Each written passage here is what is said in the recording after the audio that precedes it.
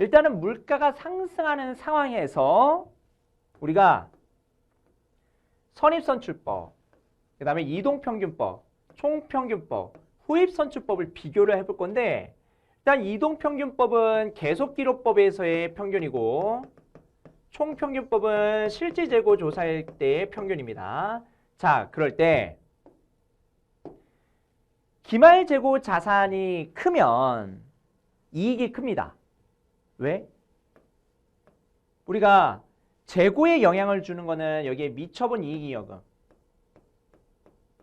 이익잉여금이에요. 재고. 그러면 재고가 크면 여기가 커지는 거잖아요.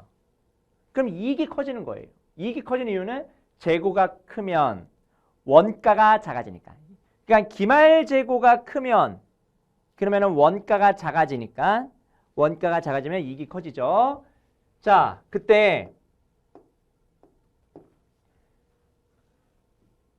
선입선출법과 후입선출법을 비교해 볼게요. 물가가 상승하는 상황에서요. 물가가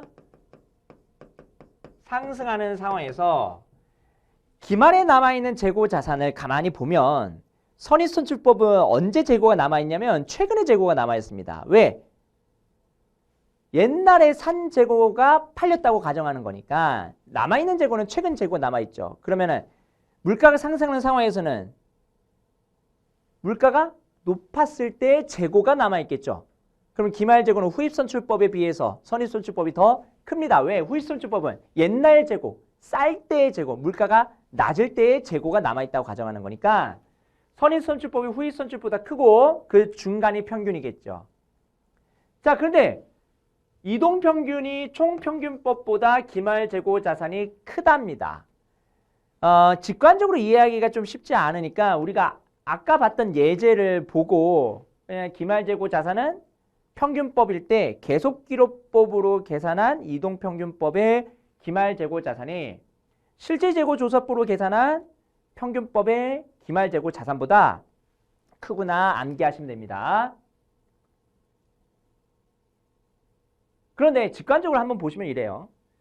자, 물가가 상승하는 상황에서 요거를 전체로 평균합니다. 이게 총평균이죠. 그러면 총평균 한 거의 재고. 그때 평균 단가가 있죠. 자, 이동평균은요. 이동평균은 요때 평균 한번 합니다. 팔릴 때마다 평균하는 거 요때 평균하고 그 다음에 요때 평균을 합니다. 됐죠? 그러면 요때 평균할 때는 좀 작고요.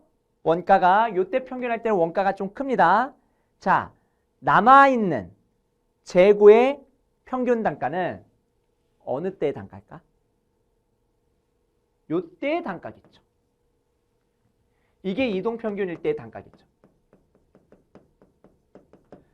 그러면 남아있는 재고를 봤을 때 이동평균의 단가가 총평균의 단가보다 좀 큽니다.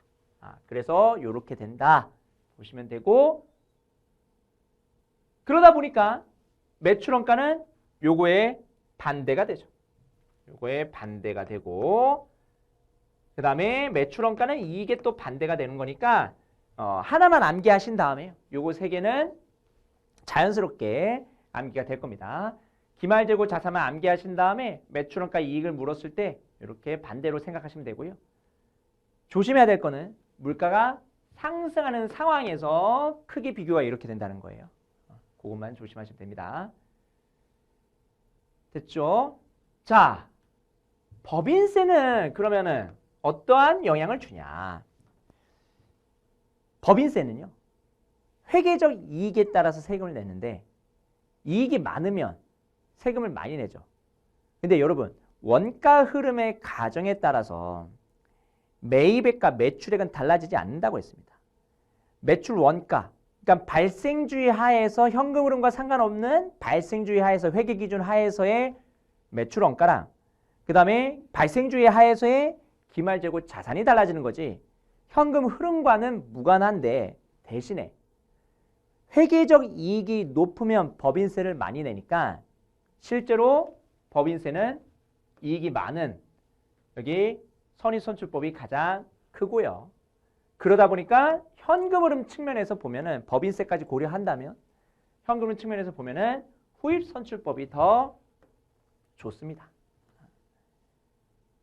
왜? 선입 선출법이 세금 많이 내니까.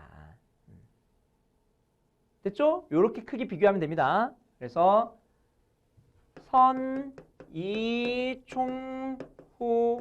선의총후 해가지고 암기하신 다음에 그 다음에 매출원가 이익 법인세 현금흐름 각각의 크게 비교하시면 되겠습니다. 아시겠죠?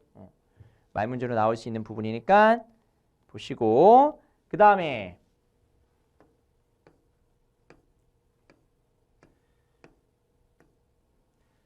자 이제 후입 선출 청산 현상을 볼 건데요. 요거는 후입 선출법에 해당되는 어떤 현상이고요.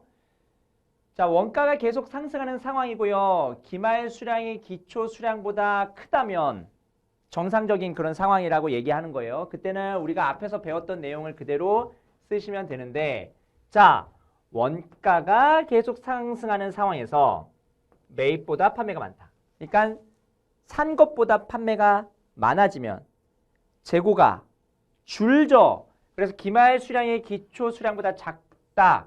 요 가정 하에서 후입 선출 청산 현상이라고 발생하는데 이게 뭐냐? 예를 들어서 10, 20, 30 기초 재고가 있어요. 자, 40짜리 재고를 매입합니다. 이거는 매입이에요. 매입. 그리고 샀다 팔았다 샀다 팔았다 샀다 팔았다를 하게 되면 후입선출법 같은 경우에는 얘네들은 계속 남아있는 상태에서 요 재고 금액이 커질 겁니다. 샀다 팔았다 샀다 팔았다 샀다 팔았다 샀다 팔았다 하면서 예를 들어서 요 재고가 80까지 커졌다고 볼게요. 80까지 가능하죠? 샀다 팔았다 샀다 팔았다 하면서 재고가 80까지 여기 커질 수 있는 상황이고 만약에 선입선출법이면 그런 상황에서 50, 60, 70, 80 요렇게 되겠죠. 선입선출법은. 옛날 재고가 팔리니까 남아있는 재고는 최근 재고가 될 거 아니에요. 그러면 여기는 후입일 때의 가정이고 여기는 선입 선출일 때의 가정이겠죠. 자, 그런 상황에서 최근 재고 팔린다. 그럼 80 팔리고 50 팔리니까 그러면은 여전히 선입 선출의 매출 원가가 작아요. 됐죠? 그런데 만약에 요렇게 팔린다. 그리고 얘는 요렇게 팔리겠죠? 그러면 금액이 어떻게 돼요? 얘는 130이고요. 요거는 3개가 팔리니까 110에 180. 역전되죠. 그러니까 옛날 재고가 팔린다라고 본다면 어느 순간 역전이 됩니다. 기말 재고 자산은 선입선출법, 후입선출법보다 큽니다. 남아있는 거. 그런데 매출 원가는 선입선출법이 후입선출법보다 클 수 있다. 그러면서 이익이 후입선출법이 더 커진다. 그러면서 법인세가 많아진다. 이게 후입선출 청산 현상이라고 부릅니다. 시험에 뭐 잘 나오지는 않지만 이런 내용도 있다 정도 보시면 되겠습니다.